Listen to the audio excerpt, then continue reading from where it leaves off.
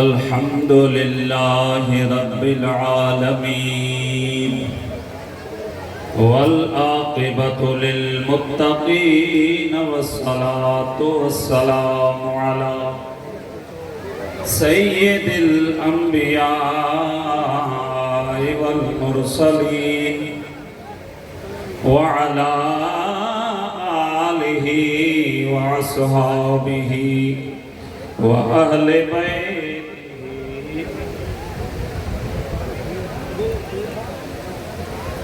व अहले बैतिहि अजमईन। अम्मा बाद फ़अऊज़ु बिल्लाहि मिनश शैतानिर रजीम। बिस्मिल्लाहिर रहमानिर रहीम। वअतसिमू बिहब्लिल्लाहि जमीअन वला तफ़र्रक़ू। सदक़ल्लाहुल अज़ीम। इन्नल्लाह व मलाइकतहु युसल्लूना अलन नबी या अय्युहल्लज़ीना आमनू सल्लु अलैहि व सल्लिमू तस्लीमा। अस्सलातु वस्सलामु अलैका या रसूल अल्लाह। दुरूद पढ़ण जो ॾींहुं आहे, जुमे जे ॾींहुं हर कलमे पढ़ण वारे ते अल्लाह जी रहमत जो मींहुं आहे। अॼु त 10 मुहर्रम जो जुमो आहे। हर सुन्नी जना बाग में वेठल जहिड़ो तहिड़ो नाहे, इश्क जो शींहुं आहे। उहे ई आया जन जो लजपाल हुसैन सां सचो ॾींहुं आहे। चओ सुभान अल्लाह। सब पढ़ो सल्लल्लाहु अलैहि या रसूल अल्लाह वसल्लम अलैका या हबीब अल्लाह। सूरत हो तो ऐसी हो जो सीरत हो तो वैसी हो, मकामे करबला में फिर शहादत हो तो ऐसी हो। सरे नेज़े पे हजरत ने सुनाया यूं कलामुल्लाह, जहां वाले हुए हैरान, तिलावत हो तो ऐसी हो। हजरत शाह अब्दुल लतीफ भिटाई रहमतुल्लाह अलैह इरशाद फरमायो, दोस्त कुहाए तातला जो मोहब माराए, खासन खलीलन के सख्तियों सहाय। अल्लाह समद बेनियाज सा करे जा चाहे, उन्हें मज आहे का उन्हें गाल इसरार जी। बिरादरान इस्लाम, सुबह 8 बजे का ही आशकन जो लाड़काने जे जनाह बाग में जमे गफीर करबला जे ताजदार मदीने वाले साईं जे पाक सोहणन कुल्हन जो स्वार, सजी उम्मत जे अखिन जो ठार, हजरत इमाम हुसैन रज़ी अल्लाह ताला अन्हु जी याद जेका गालिबन 1400 साल खां या रसूल अल्लाह पढ़ण वारा कुरान जी रोशनीअ में, अहादीस जी रोशनीअ में, इस्लामी सच्चन वाक़ियन जी रोशनीअ में, सच्चन आशिकन जी ज़बान जी रोशनीअ में अहले सुन्नत वारा बयान कंदा आया आहिनि। पर हिन लाड़काणे जे जनाह बाग में 149 साल या 150 साल मशहूरी शरीफ वारे मुझे कामिल मुर्शिद जा उन वक्त भी हिन ॾींहं ते हिन पिंडाल में हजरत इमाम हुसैन ले गाड़ियल गोढ़ा मुबारक अज भी आशिकन के याद आंदा। तव्हांजो ॾोह न आहे, सोना सुबुह खां वेठल आहियो, ज़रूरु वेही वेही थकिजी बि पिया हूंदो, पर हाणे पेट्रोल लथो आहे ऐं कुछ जिस्म पाक में सोने इमाम हुसैन जी याद वारो मोहब्बत वारो लंगर मुबारक भी आयो आ त आवाज बुलंद थियण खपे। बाकी सवेर साईं भी इशारो फरमायो, असां भी दर्द मां चऊं था आंगुरनि ते गणण जेतिरा माण्हू जॾहिं पंहिंजे फिरके जा पंहिंजे तरीक़े जा प्रोग्राम कनि था, 10 मोबाइलूं पुलिस जूं रेंजर्स जा अटाला उन्हनि खे सिक्योरिटी में मिलनि था। असांखे 10 मोबाइलूं डीसी साहब न ॾिए, एसपी साहब असांखे 20 मोबाइलूं न ॾिए, पर हज़ारनि जो इज्तिमा आहे ऐं हज़रत इमाम हुसैन जी याद में आ। मुंहिंजा मिठा हिननि लाइ इंतज़ाम भी ज़रूरी आहे। जेके आया उन्हनि जी ड्यूटी अल्लाह कबूल फरमाए।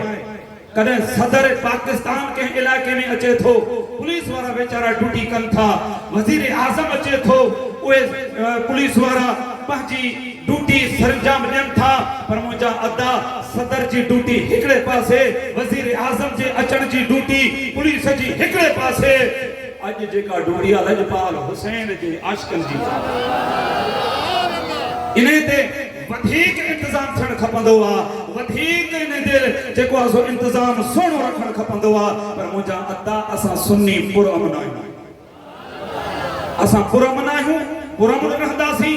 1400 साल खां हज़रत अबू बकर सिद्दीक़ खां मुंहिंजा करबला जे ताजदार ताईं, करबला जे ताजदार जे इन कुर्बानी खां अॼु जना बाग में बि सुन्नी पुरअमन आहे। सुबुह खां वठी न कंहिं फिरके जो नालो, न कंहिं तंज़ीम जो नालो, मुंहिंजा मिठा सिर्फ़ इन लाइ त हज़रत इमाम हुसैन जी याद क़ुरान जी रोशनीअ में, हदीस जी रोशनीअ में, नात खान क़सीदनि जी रोशनी में जीअं पढ़ंदा आया आहिनि, इहो किथे बि नज़र कोन थो अचे।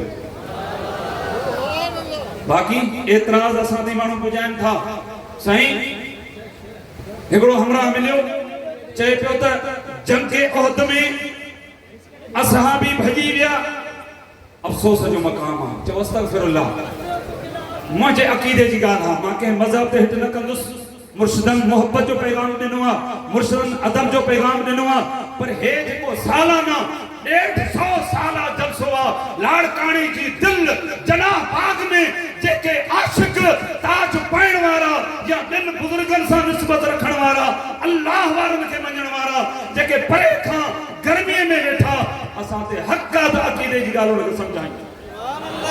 जागी चओ सुणा सुभान अल्लाह, हुसैन पाक जे याद में चओ सुभान अल्लाह, हथ खणी चओ सुभान अल्लाह। असां हज़रत इमाम हुसैन जो ज़िक्र करे ख़ुशि था थियूं, क़ुरान हदीस जी रोशनी में जेको बयान कंदो ॿुधी बि ख़ुशि था थियूं। बाक़ी असांजो हक़ आहे मुंहिंजा मिठा। असांखे माण्हू चवंदा आहिनि ॾहींअ जो ॾींहुं आहे, तव्हां साहिबनि जी ॻाल्हि छो कई? मां चयो त जेकॾहिं को मनहूस, को गुस्ताख एतिराज़ कंदो त असां हुनखे जवाबु ॾींदासीं। हुन एतिराज़ कयो त जंगे उहद में सहाबी भॼी विया। अदा अल बिदाया वन है पढ़ी हां, कुरान पढ़ी हां, हदीसूं पढ़ी हां, एतिराज़ कोन करी हां। तवज्जो करे ॿुधो, ॻाल्हि मुंहिंजे अक़ीदे जी आहे, ॻाल्हि मुंहिंजे ईमान जी आहे, ॻाल्हि महबूब जे जमायत जी आहे। त मां ॿुधायां त महबूब जी जमायत खे थो। प्यारा दोस्तों, मुस्लमान भाइरो, जंगे उहद में मुख़्तलिफ़ जबलनि जे उहद शरीफ़ जे टुकरनि ते, उन ते घटनि घेड़नि ते मदीने जे साईं पंहिंजा गुलाम बिहारिया। सुन्नी यादि करे वञ, ॻाल्हि क़ुरान मां साबित कंदुसि, ऐलान क़ुरान करे छॾियो, जेको क़ुरान खे मञीदो उहो अखियुनि ते रखंदो, वरी कोन जी ॻाल्हाए कोन सघंदो। तवज्जो, मदीने जे साईं सहाबा खे हिकिड़ी जॻह ते बीहारियो त 50 ॼणा हिते बीहो, असां जंग खटे वञूं या हारजी वञूं, तव्हांखे उहो घेड़ छॾणो न आहे त असां बि ॿिए जबल जे टुकड़े ते बीहारियूं, तव्हांखे हिते बीहणो आहे, इहो मैदान छॾणो न आहे। पोइ जॾहिं घमसान जी जंग लॻी, मुंहिंजा मिठा काफ़िरनि खे शिकस्त मिली, मार धाड़ शुरू थी वई। मुंहिंजे महबूब जा गुलाम नबी जे दुश्मननि सां विढ़ंदा रहिया। ॾाढी चवनि सुभान अल्लाह। जॾहिं विढ़ंदा रहिया तो ओचितो शैतान कंहिं इंसान जी ज़बान मां ऐलान करायो त नबी पाक शहीद थी वियो। नबी पाक शहीद थी विया। अंदाज़ो कयो मां साबित कंदुसि सीरत जे किताबनि मां, महबूब जे आशिक़नि जे किताबनि मां त नबी पाक जो जॾहिं विसाल मुबारक थियो हो त जीअं जीअं असहाबी को झंगल में काठियूं थो करे, को घर में वेठो आहे, को किथे वेठो आहे। सुभान अल्लाह, दुरूद पढ़ो सल्लल्लाहु अलैका या रसूल अल्लाह वसल्लम अलैका या हबीब अल्लाह। तवज्जो करे ॿुधो ते जीअं जो जंग लगी, जंगे उहद में ऐलान थी वियो शैतान जे तरफां त नबी पाक कायनात जो ताजदार शहीद थी विया। त जेके असहाबी सगोरा जबल जे टुकड़नि ते, भितनि घेड़नि ते, लकनि ते बीठा हा, उन्हनि जी दिल में आयो असां विढ़ियासीं नबी पाक जे शान लाइ, जानियूं ॾियूं था नबी पाक जे शान लाइ, हिते आया आहियूं नबी पाक जे कलमे बचाइण लाइ। हाणे महबूब जो शहीद थी विया, हाणे असांजो ज़िंदह रहण कहिड़े कम जो? उहे घटि घेड़ छॾियऊं, अॻिते आया, पोयां जेके काफ़र बीठा हा उन्हनि हमलो कयो, 70 सहाबी शहीद थी विया। ऐं मुंहिंजा मिठा वॾो नुक़सान थी पियो, महबूब अलैहिस्सलात वसलाम जा दंद मुबारक शहीद थिया, जिस्म पाक ते कुझु ज़ख़्म रसिया। हाणे इहा ॻाल्हि थई, महबूब फरमायो ॿियो घेड़ तव्हांखे छॾिणो न आहे। छॾियूं कंहिंजे लाइ? जो नबी साईं लाइ ॻाल्हि हली न। अदा मोहतरमा बेनज़ीर असांजे मुल्क जी, उनखे क़त्ल कयो वियो, माण्हू आपे खां निकिरी विया, माण्हू मुल्क जो नुक़सान करे छॾियो। एतिरो अकुल बि कंहिंखे न आहे। मोहतरमा लाइ हेॾो नुक़सान थी वियो मुल्क जो, माण्हुनि बैंकूं साड़े छॾियूं, शहर साड़े छॾिया, स्टेशनूं साड़े छॾियूं। अदा जे मोहतरमा लाइ, बेनज़ीर साहिबा लाइ हेॾो कुझु आवाम करे सघे थी, जंहिं नबी काइनात खे कलमो पढ़ायो आहे, उनजे लाइ साथ कुझु न कयो। उहे जेके घेड़नि ते महू बीहारियो हो, उन्हनि जी उहा ग़लती हुई जो महबूब फरमायो उनखे छॾिणो न आहे। पर शैतान जो ॻाल्हि हलाई त नबी पाक शहीद थी विया। मां अर्ज़ पे कयो त मां साबित कंदुसि नबी पाक जे विसाल जो जेको टाइम हो, विसाल मुबारक थियो हो त 14 असहाबी वेठे वेठे दम ॾिनऊं। सोना सुभान अल्लाह चओ, सिर्फ़ु जागण जो सबूत ॾियो, सम्झण जो सबूत ॾियो। को कठिन थो करे, को बनी ते बीठो आहे, को उठ थो चारे, को घर में पंहिंजे बचन में वेठो आहे, रुगो कन ते लफ़्ज़ पियस त मदीने जो साईं शहीद थी विया, दुनिया मां पर्दो फरमाए विया। त उते असां बि 14 साहबी आहिनि मुंहिंजी लिस्ट में, मुंहिंजी नंढड़ी तहक़ीक़ में, आलमनि जी तहक़ीक़ में अञा मथां वधीक हुजनि। मां जवाबदारी सां थो चवां, मुंहिंजा मिठा जेके वेठे वेठे महबूब जे विसाल मुबारक जो ॿुधी उनजो दम परवाज़ थी वियो, जन ॿुधो जंगे उहद में महबूब शहीद थी विया, उनजी तबीयत ऐं उनजे जिस्म ते, उनजे रूह ईमान ते छा गुज़रियो हूंदो। उन्हनि उहे घेड़ छॾिया, पोइ काफ़र हमलो करे आया, महबूब ज़ख़्मी थिया। इहो महबूब जो हुकुम हो। वरी ॿुधो महबूब फरमायो त घेड़ छॾिजो न, पर महबूब जी शहादत जो ॿुधी उहे छॾियऊं त विढ़ियासीं पे सोणे सरदार लाइ, साईं शहीद थी विया। हाणे असांजे ज़िंदा रहण जो हक़ कहिड़ो आहे? त मुंहिंजा मिठा इहा ग़लती थी वई, शैतान ॻाल्हि हलाई। अचो त क़ुरान खां पुछूं त क़ुरान इन मामले खे छा थो चवे? हथ खणी थो सुभान अल्लाह। क़ुरान थो फरमाए इन्नल लज़ीन तवल्लौ मिनकुम यौमल तक़ल जमआन। ऐं उन ॾींहुं जॾहिं ॿई फ़ौजूं पाण में गंढियूं, जंग थई। तवज्जो करे ॿुधो, इन्नल लज़ीन तवल्लौ मिनकुम यौमल तक़ल जमआन।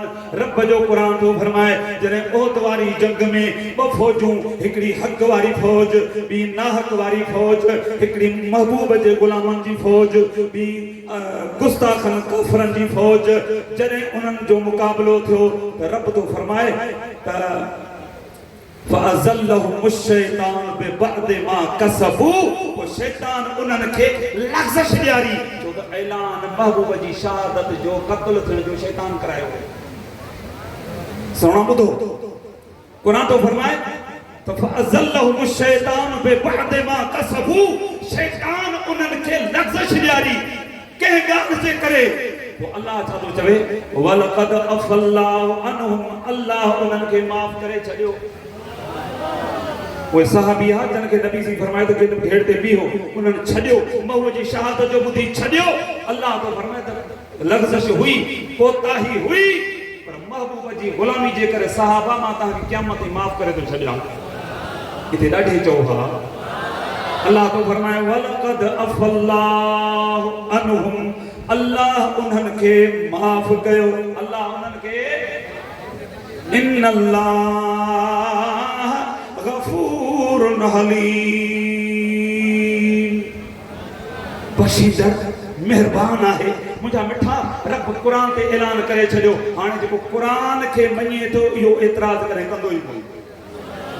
ॾाढी चओ बाक़ी को नथो मञे त पियो एतिराज़ करे। मुंहिंजा मिठा, हज़रत इमाम हुसैन पाक जी याद अॼु जनाह बाग में ताजदार मुहद्दिस, ताजदार मशहूरी शरीफ वारे साईं जेका शुरू कई, अॼु भी मुंहिंजा नूरे नज़र, लख़्ते जिगर, रहबरे शरीयत, पीर तरीक़त, हज़रत क़िबला साईं मियां मंसूर अहमद साईं, अलमारूफ मिस्कीन साईं, वरी इन वक़्त सोणी जमात जे अॻियां रहबरे शरीयत, पीर तरीक़त, हज़रत क़िबला साईं मुनीर अहमद साईं, अलमारूफ कुर्ब घणी बादशाह जी कुर्ब कया।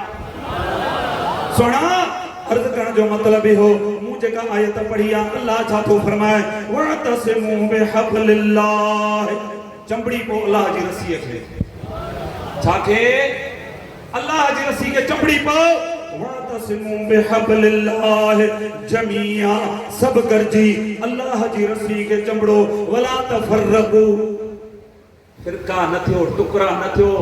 चओ सुभान अल्लाह। वला तफर्रकू, धार धार न थियो। वज़कुरू नेमतल्लाह, अल्लाह जे नेमतन जो जिक्र कयो। वज़कुरुल्लाह, वज़कुरू नेमतल्लाह अलैकुम, जेके अल्लाह तव्हां ते नेमतूं कयूं आहिनि। इन कुंतुम अअदाअन, जॾहिं तव्हां पाण में हिक ॿिए जा दुश्मन हुयो, हिक ॿिए जा मुखालिफ़ हुयो, उन वक़्त जी ॻाल्हि आहे। अल्लाह तो फरमाए फअल्लफ़ बैन क़ुलूबिकुम, ओ सहाबा तव्हां जे दिलनि में अल्लाह हिक ॿिए लाइ प्यार पैदा कयो। हाणे अहल बैत ब सहाबी, जन कलमो पढ़ियो उहे ब सहाबी, जेके महबूब जो खानदान में उहे ब सहाबी। मुंहिंजा मिठा, रब्बे कायनात जो क़ुरान तो फरमाए फअल्लफ़ बैन क़ुलूबिकुम, उन्हनि जो पाण में प्यारा, तव्हां जे दिलनि में मोहब्बत पैदा कयईं, प्यार पैदा कयईं। फअस्बहतुम बिनिअमतिही इख़वाना, रब जी नेमत सां तव्हां भाइर थी पियो। टोटल जन महबूब खे ॾिसी उन वक़्तु नबी पाक जो दीदार कयो हो। अल्लाह सभिनी खे क़ुरान जे हुकुम मुताबिक़ भाइर थो सॾे। जेको उन्हनि जे इख़्तिलाफ़ जूं ॻाल्हियूं करे, जेको उन्हनि जे दरमियान इंतिशार जूं ॻाल्हियूं करे, उन जे पंहिंजे अंदर में इंतिशार आहे। सुन्नी 1400 साल खां जीअं हिक अहल बैत ॾे ॿी सहाबा। मुझा प्यारा, तफसीर मदारिक तंजील, दुर्रे मंसूर, तफसीर नईमी, घोड़ सारन दर्जने आलमन मुफस्सिरन, हिन आयत मां बिहब्लिल्लाह वातसिमू बिहब्लिल्लाह, चबड़ी को अल्लाह जी रस्सी खे, इन रस्सी मां मुराद कुरान भी वरतो आहे, इन रस्सी मां मुराद नबी पाक जो वजूद भी वरतो आहे। मुफस्सिरन, इन रस्सी मां मुराद नबी पाक जो कलमो भी वरतो आहे, नबी पाक जी शरीयत भी वरती आहे, ऐं नबी पाक जा अहल बैत भी वरता। चंबड़ी पो उन रस्सी खे जेका तव्हां खे अल्लाह में पुॼाईंदी। मुंहिंजा मिठा, उहा रस्सी आहे, अहल बैत बि अल्लाह जी रस्सी आहे, सहाबा बि अहल बैत अल्लाह जी रस्सी आहे, मुंहिंजे नबी जो वजूद अल्लाह जी रस्सी आहे। इन खे सुन्नी चंबड़ियो आहे, कॾहिं कोन छॾींदो, फिरका न थियो। ऐं सभई सुन्नी या रसूल अल्लाह पढ़ण वारा सभिनी अल्लाह वारनि जो एहतराम कयो, आलमन जो एहतराम कयो, ॼन जमायतन जो एहतराम कयो, मशहूर वाले साईं जो तरीक़ो ई हुआ लाड़काने नजर महला जो अब्दुल्ला बिरोही 2011 में बलोचिस्तान में दरगाह हुआ वठ शरीफ उन्हनि बुजुर्गन पुछेरी में अची मुझे मुया जुम्मो पढ़ियो हजरत रहबरे शरीयत पीर तरीक़त साईं अब्दुल कादिर नक्शबंदी रहमतुल्लाह अलैहि वक्त जिंदा हुआ अल्लाह वारा अज भी जिंदा है चओ सुभान अल्लाह जुम्मो पढ़ी उते उनजा मुरीद भी आहिन उहे साॻिया मुरीद बिरोही साईं अब्दुल कादिर जान वढ वारे जा माइट भी आहिन उन्हनि खे चई विया त मौलवी साहब खे ॿारहे ते वठी अचिजो पोइ जा मुरीद मूंखे वठी हलिया उते पहुतुसि जलसो हले पियो हीअं खट ते हिकिड़ो किताब पियो खपाए तस्बियूं पियो खपाए अतर पियो खपाए मां वञी हिकिड़ो किताब वरितोमांसि मुंहिंजी ताज ॾिसी ठाहियो था हिकिड़ा हींअर अथव मश्करा मुल्ला ॿिया अथव टोटकाई चटपटियूं ॻाल्हियूं सोशल मीडिया है दज्जाल कई वेठा आहिनि जेके नौजवान जे ईमान खे लुटण जी कोशिश था कनि पर ख़बरदार सुन्नी ज़िंदा हुआ सुन्नी जो वली भी ज़िंदा हुआ सुन्नी जो अक़ीदो भी ज़िंदा हुआ सुन्नी जे शहीद के बने तो वो भी ज़िंदा कौन मुड़ंदासी पंहिंजे अक़ीदे खे अया कंदासी पंहिंजी जमायत जे अॻियां उते जो पहुतुसि किताब वरितोमांसि ताज ॾिसी मूंखे चई त साईं मशहूर वारे साईं जो मुरीद मां चयो हा मां मशहूर वारे साईं जो मुरीद आहियां फ़क़ीर आहियां मूंखे चई त मां साईं कंबर वारे जो मुरीद आहियां मूंखे चई त मुरीद साईं कंबर वारे जो आहियां दुआ साईं मशहूर वारे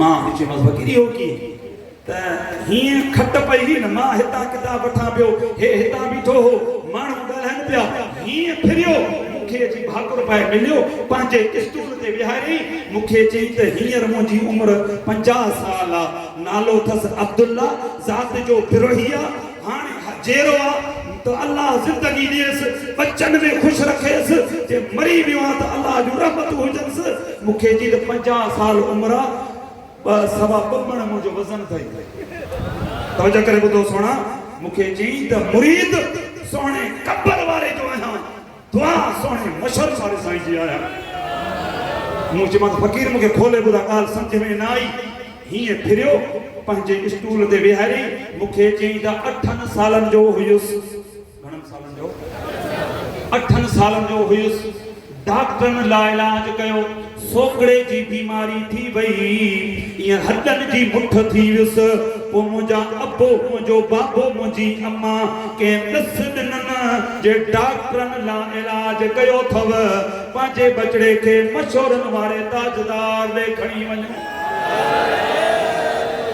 चई बाबो गॾु बिरोही ज़ात अमड़ गॾु पुछंदा पुछंदा मशहूरी शरीफ़ पहुतासीं साईं किथे आहे दस मिलियो त साईं मस्जिद शरीफ़ में वेठा अथव जमायत ॾाढी चओ सुभान अल्लाह मां हॾड़नि जी मुठ केॾीमहिल बाबो खणे केॾीमहिल अम्मा खणे अची मस्जिद मशहूरी शरीफ़ वारे ताजदार जी मस्जिद शरीफ़ में साईं वेठा हा ईअं 20-25 फ़क़ीर फ़ुक़रा तलबा वेठा हा साईं जे अॻियां अची मूंखे रखियऊं पोइ साईं पुछो त नंढड़े खे छा आहे नंढड़े खे छा आहे पोइ अबे चयो त साईं डॉक्टर लाइलाज कयो आहे सोकड़े जी बीमारी थी वई आहे ऐं को हल बि नथो निकिरे ॿुधाइनि बि कोन था हे बसि हॾा बचो आहे त ईअं मुंहिंजे बाबे जो चवणु अब्दुल्ला बिरोही पियो चवे नज़र महला वारो त मुंहिंजे बाबे चयो त ही हालत आहे की भला तव्हां ॾे खणी आहियो का महिरबानी कयो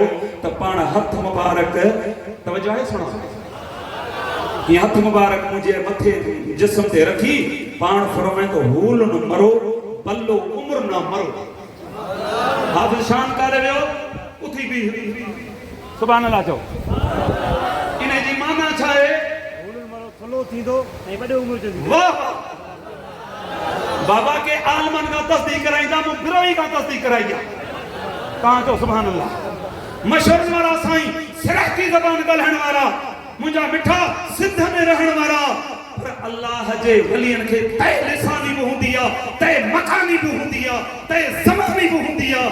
इन जी तशरीह में कोन थो वञा, वरी कलाक लॻी वेंदो, अधु कलाक मुंहिंजो पूरो थी वियो आहे। मुंहिंजा मिठा इन जी माना छा अथई? हथ मुबारक हो अब्दुल्ला दुरही तो फरमाए कि हीअं मुंहिंजे जिस्म ते मशहूर वारे साईं हथ मुबारक रखियो। पाण फरमाईंदो हूल न मरो बल्लो उम्र न मरो, थुल्हो थींदो वॾी उम्र माणींदो। मौलवी साहब 2 मणनि खां मथे आहियां, 50 साल मुंहिंजी उम्र आहे, मुरीद सोणे कंबर वारे साईं जो आहियां, दुआ सोणे मशहूर साईं जी आहे। मुंहिंजा मिठा अल्लाह वारनि खे मञण वारे कई सुनी चइबो आहे, जेको ॾहीं जॾहिं जनाह बाग में अची लजपाल हुसैन लाइ 8 बजे खां सिजदत ते वेहे, इनखे अश्क रसूल चइबो त कंहिंखे चइबो। अल्लाह ताला मुंहिंजी गुलामी तव्हांजी वेहण वारी गुलामी पंहिंजी पाक परगाह में क़बूल फरमाए।